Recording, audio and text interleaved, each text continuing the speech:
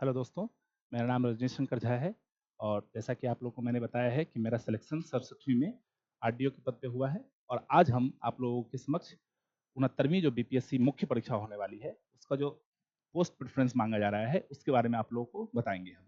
क्योंकि मैंने 67वीं में भरा था और इसके मैंने पहले भी मैंने इंटरव्यू दिया था, तो मुझे भरने का एक्सपीरियंस है कि पोस्ट का प्रेफ़रेंस कैसे दिया जाता है और आप लोग के लिए बहुत यक्ष प्रश्न होता है कि पोस्ट को प्रेफ़रेंस कैसे दिया जाए, क्योंकि फाइनली आपका सिलेक्शन आपके इसी पे डिपेंड करेगा कि आप पोस्ट को कैसे सेलेक्ट करते हैं।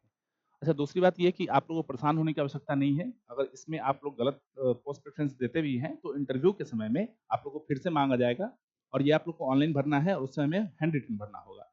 तो परेशान होने की बिल्कुल आवश्यकता नहीं है और इस बार अगर देखेंगे आप, तो इसमें बहुत कम ही पोस्ट दिए गए हैं, तो बहुत ज़्यादा दिक्कत नहीं है। अगर आप सीडीपी की बात करेंगे या बिहार जो डीएसपी है तकनीकी वाला, उसका बात करेंगे या वित्तीय सेवा का बात करेंगे, तो उसके लिए अलग से क्या है कि क्वालिफ़िकेशन है और आप उसमें क्वालीफाई हैं, तो उसमें कोई कन्फ्यूज़न है ही नहीं। अगर आप सामान्य की बात करेंगे, जो 69वीं एकीकृत परीक्षा है, उसकी बात करेंगे, तो हम उसके पोस्ट प्रेफ़रेंस की बात करते हैं। देखिए दोस्तों, इसमें 2 तरीके की चीज़ होती है। पहला क्या होता है कि अगर आप देखेंगे, तो इसमें 2 तरह के पोस्ट हैं। एक क्या लेवल 9 के और दूसरा क्या है लेवल 7 के पोस्ट हैं। अगर आप लेवल 9 के पोस्ट में देखेंगे, तो देखेंगे कि पुलिस उपाधीक्षक है, ये बाद में जोड़ा गया है, जिसको आप डीवाईएसपी के नाम से जानते हैं, ठीक है? फिर क्या है जिला समादेष्टा है, जो गृह विभाग है, ठीक है? फिर है क्या काराधीक्षक, इसको आप होम गार्ड बोलते हैं, ठीक है?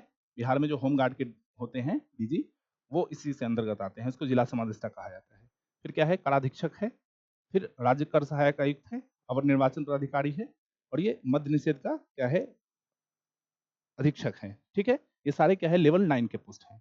फिर अगर ऊपर देखेंगे आप, तो इसमें एक पदाधिकारी भी हैं, बिहार शिक्षा सेवा भी है, सहायक निबंधक जो हैं वो हैं, जिला नियोजन पदाधिकारी है, श्रम प्रवर्तन पदाधिकारी है, आपूर्ति निरीक्षक है जिसको सप्लाई इंस्पेक्टर के नाम से जानते हैं, फिर प्रखंड पंचायती राज पदाधिकारी है, बीपीआरओ, राजस्व अधिकारी हैं और प्रखंड अनुसूचित जाति, अनुसूचित जनजाति कल्याण पदाधिकारी हैं। अब इसमें आप देखेंगे इसमें 2 तरह की कन्फ्यूजन क्रिएट हो रही है। पहला क्या कि अगर आप फिजिकली रिक्वायर्ड जो इसके रिक्वायरमेंट है डीवाईएसपी के लिए, अगर आप इसको फॉलो नहीं करते हैं, तो आप ये क्या है 2 पोस्ट इसमें नहीं भर सकते हैं, ठीक है? कौन-कौन सा पोस्ट नहीं भर सकते हैं? एक पुलिस उपाधीक्षक का, एक जिला समादेष्टा का, एक काराधीक्षक का। तो ये आप अगर फिजिकली अगर आप इसके लिए एलिजिबल नहीं है, तो इसको आपको नहीं भरना है। मैं सबके लिए बताता हूँ कि इसमें कौन-कौन से पोस्ट को आप प्रेफ़र कर सकते हैं। पहला तो क्या पहले नंबर पे ये डालिए, अगर आप एबल हैं, फिजिकली एबल हैं इसके लिए, तो आप पहले पे डाल सकते हैं। लेवल 9 की बात करते हैं तब। दूसरा ये है कि ये पोस्ट जो है ये क्या है बीपीएससी क्या है, जो स्टेट कमीशन होती है, उसमें क्या होता है कि जनता से जुड़ के काम करने का आप लोग के पास एक क्या होता है मौका होता है। तो ऐसा नहीं है कि लेवल बहुत सारे ऐसे लेवल 9 के पोस्ट हैं, जैसे आप देखेंगे ईंट पदाधिकारी, तो बहुत सारी चीनी मिलें बिहार में बंद है, महाराष्ट्र और उत्तर प्रदेश की स्थिति नहीं है बिहार में, तो चीनी मिलें बंद है, तो वहाँ बहुत सारा काम नहीं होता है। फिर देखेंगे आप अवर निर्वाचन अधिकारी, तो जब चुनाव का समय होता है, उस समय इनका काम होता है या फिर डीएम पे डिपेंड करता है कि आपको वो कौन-सा काम दे रहे हैं, कौन-सा प्रभार दे रहे हैं। तो ये कहने को लेवल 9 का पोस्ट है, लेकिन ये क्या होता है कि इसको स्टैग्नेंट पोस्ट माना जाता है, ठीक है? तो आपको चयन करना होता है कि आप पब्लिक से जुड़ के काम करना चाहते हैं या फिर एक टैग लगा के लेवल 9 का पोस्ट प्राप्त करना चाहते हैं। तो बहुत सारे लोग जो है अपने हिसाब से प्रेफ़रेंस देते हैं। अगर आप मेरा पूछेंगे तो मैं आपको पोस्ट प्रेफ़रेंस बताता हूँ। दूसरे नंबर पे देखेंगे आप जिला समादेष्टा डाल सकते हैं। तीसरे नंबर पे काराधीक्षक डाल सकते हैं। चौथे नंबर पे आप राज्य सहायक कर आयुक्त डाल सकते हैं। तो ये 4 आपका क्या है, आप 4 एक लाइन से डाल सकते हैं। फिर आप देखेंगे अवर निर्वाचन पदाधिकारी, तो इसमें एक ही पोस्ट है। ये लेवल 9 का पोस्ट है और इसमें क्या है, एक ही पोस्ट है। तो आप इसको भी 5 नंबर पे डाल सकते हैं क्योंकि ये लेवल 9 का पोस्ट है और ये सही भी है। ठीक है?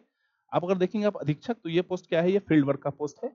अगर आप फीमेल हैं या अगर आप फिज़िकली आप नहीं चाहते हैं कि फील्ड वर्क काम कर सकते हैं, तो इसको छोड़ सकते हैं। अगर आपको अच्छा लगता है तो आप इसको भी क्या कर सकते हैं कि 6 नंबर पे डाल सकते हैं, ठीक है? अब आप देखते हैं कि इसके बाद जो पोस्ट है, ये बिहार शिक्षा सेवा का पोस्ट है। ये बहुत ही बेहतर पोस्ट होता है दोस्तों। अगर आप इसको चाहेंगे तो डीवाईएसपी के ऊपर भी नीचे भी कर सकते हैं आप। इसको 2 नंबर पे डाल सकते हैं डीवाईएसपी के ऊपर में। अगर आप फिज़िकली फिट नहीं है उसके लिए तो आप इसको क्या कर सकते हैं, 1 नंबर पे डाल सकते हैं। क्योंकि इसमें पूरा डिस्ट्रिक्ट एजुकेशन का प्रभार आपके पास होता है और पूरे डिस्ट्रिक्ट का आप काम कर सकते हैं, ठीक है? एजुकेशन के स्तर पे। फिर देखते हैं आप सहायक निबंधक अधिकारी, तो इसमें भी क्या है लेवल 9 का पोस्ट है और 5 पोस्ट है, तो इसको आप क्या कर सकते हैं 7 नंबर पे डाल सकते हैं, ठीक है? अब आप देखेंगे तो हम मेरे हिसाब से अब डायरेक्ट आप क्या करिए कि ये जो आरओ है, ठीक है? आप आरओ के पोस्ट को क्या कर सकते हैं कि डाल सकते हैं 8वें नंबर पे, ठीक है। क्यों डाल सकते हैं? क्योंकि सीओ जो पोस्ट है वो बिहार में आप देखेंगे तो सीओ और जैसे कहा जाता है वीडियो और सीओ, तो आप देखेंगे डीवाईएसपी, एसडीएम, उसके बाद वीडियो, उसके बाद सीओ क्या है, ये नोन पोस्ट होता है बिहार में। तो आप देखेंगे तो उस हिसाब से और देखेंगे तो इसका पोस्ट भी जो है बहुत अच्छा पोस्ट है, 168 पोस्ट है। तो आप क्या कर सकते हैं, 8 नंबर पे सीओ को डाल सकते हैं, फिर 9 नंबर पे आप प्रखंड पंचायती राज पदाधिकारी डाल सकते हैं।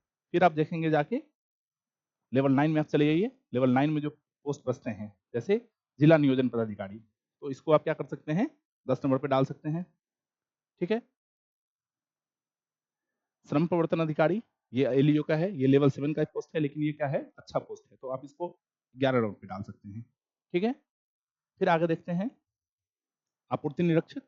आप श्रम जो एलईओ का पोस्ट है और सप्लाई इंस्पेक्टर का पोस्ट है, इस दोनों में आप इसको ऊपर नीचे कर सकते हैं, ठीक है। ये आप अपने सुविधानुसार देख लेंगे, ठीक है। और उसके बाद जो पोस्ट बचता है प्रखंड अनुसूचित कल्याण पदाधिकारी, आप इसको क्या कर सकते हैं, इसको अंतिम जगह पे आप डाल सकते हैं, ठीक है दोस्तों।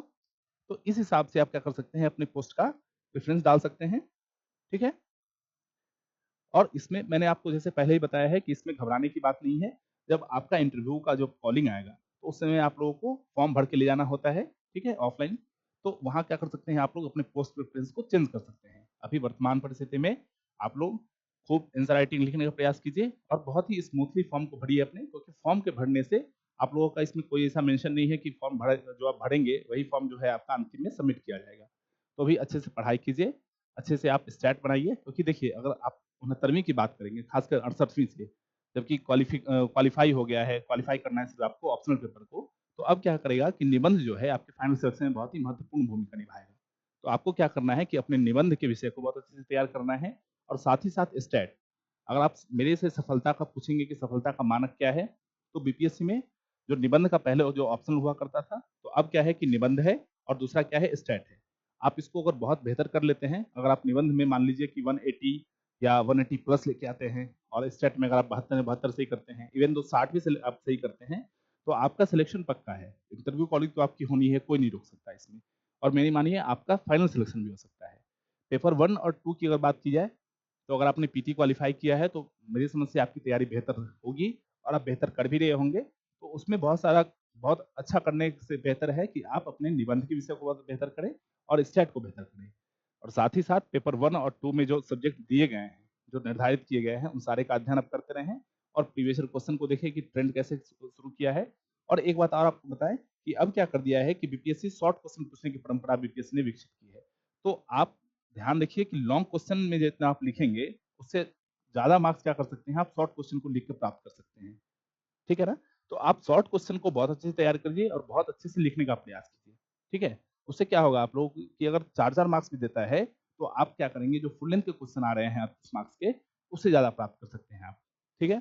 तो आपको 3 छोटा-छोटा प्रश्न देने का मतलब 5 के 15 कुल प्रश्न होते हैं, तो आप लोग इसको बेहतर लिखने का प्रयास कीजिए, क्योंकि इसमें मार्क्स प्राप्त करने की संभावना अधिक होती है, ठीक है? परीक्षा में क्या करें कि डेटा और फैक्ट्स का जितना प्रयोग हो सके उसका प्रयोग कीजिए। अब तो समय बहुत ज़्यादा नहीं है, लेकिन फिर भी अगर आपको समय मिलता है, तो जो बिहार का इकोनॉमिक सर्वे है और बजट है और भारत का इकोनॉमिक सर्वे बजट है, ये क्या है कि ऑफिशियल डॉक्यूमेंट है। तो यहाँ से जो डेटा है, उसको कलेक्ट करके सीधे एग्जामिनेशन हॉल में लिखने का प्रयास कीजिए।